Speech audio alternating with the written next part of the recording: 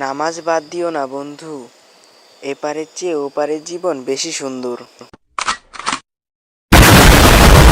Hello বন্ধুরা, কি অবস্থা? সবার কেমন আছো তোমরা? আশা করি সবাই ভালো আছো এবং কি তোমাদের দয়া এবং আল্লাহর রহমতে আমিও অনেক অনেক অনেক বেশি ভালো আছি। সো আজকে আমরা আছি মাদারীপুর টিটিসি ট্রেনিং সেন্টারের পাশে, নৌবাহিনী ট্রেনিং সেন্টারে। সো আজকে আমরা এখানে ভিতরে আসছিলাম টিটিসি, মানে টিটিসির পাশে যেহেতু, ঠিক আছে।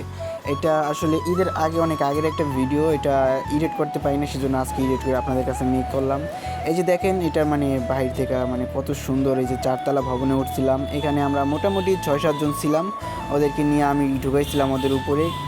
কিন্তু ওইখানে মনে করেন এমনি নর্মালি জনসাধারণের ঢোকা প্রবেশ নিষিদ্ধ।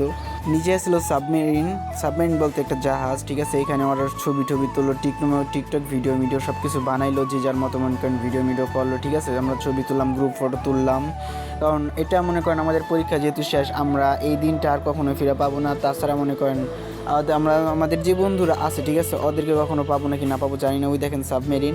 আর তারপরে এই যে আছে মনে করেন একটা সুইমিং পুল। এখানে পানিটা অতটা পরিষ্কার ছিল না, ঠিক আছে। ওরা বলতেছিল কি এখানে নেমা গোসল করা লাগবে, অনেকদিন পর সুইমিং পুল পাইছি। তো তারপরে আমরা এখানে চলে গেলাম নদীর পাড়ে। এই যে নদীর পাড়ের রাস্তাটা, এখানে আসলো জাহাজ। এই জাহাজটা যদি আপনারা দেখেন, এই জাহাজটা মনে করেন এই জাহাজটা দিয়ে ট্রেনিং করে আসলে। এখানে এসে মনে করেন অনেক ছবি তুললাম। তো ভিডিওটা এই পর্যন্তই। ভালো থাকবেন, সুস্থ থাকবেন, আসসালামু আলাইকুম, বাই।